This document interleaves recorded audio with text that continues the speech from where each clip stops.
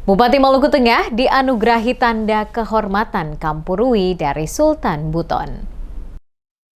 Bupati Maluku Tengah Zulkarnain Awad Amir menerima tanda kehormatan budaya berupa Kampurui dari Sultan Buton ke-41, Laode Muhammad Samsyul Kamar. Pemberian penghargaan ini berlangsung di Baileo Insinyur Soekarno, Kota Masohi pada Rabu 2 Juli 2025.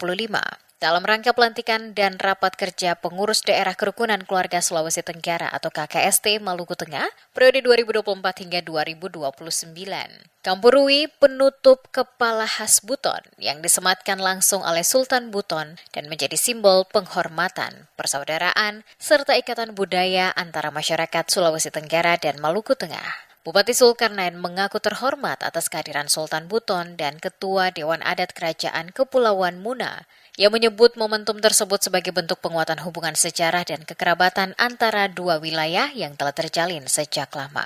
Pada kesempatan itu, Zulkarnain juga menerima penghargaan berupa Kampurui atau Ikat Kepala Khas Buton dari Lembaga Adat Kesultanan Buton, yang menyebut penghargaan itu sebagai simbol persaudaraan dan ikatan batin antara dirinya dengan warga Sulawesi Tenggara di Maluku Tengah.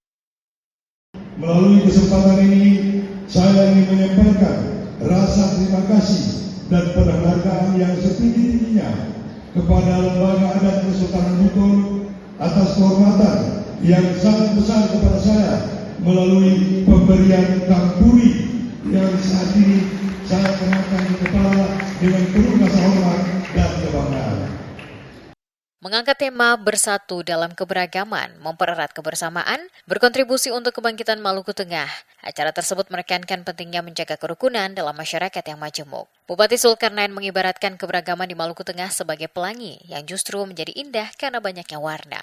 Ia mengapresiasi peran aktif masyarakat Sulawesi Tenggara yang selama ini hidup berdampingan dengan masyarakat lokal secara harmonis. Diakui keluarga besar KKST bukanlah orang lain di tanah Pamahanu Nusa ini. KKST adalah bagian tak terpisahkan dari kehidupan sosial sehari-hari. Ia juga berharap KKST menjadi mitra strategis pemerintah dalam memperkuat ketahanan sosial, memberdayakan ekonomi keluarga, serta menjaga nilai-nilai kearifan lokal seperti Pela Gandong dan Semangat Masohi.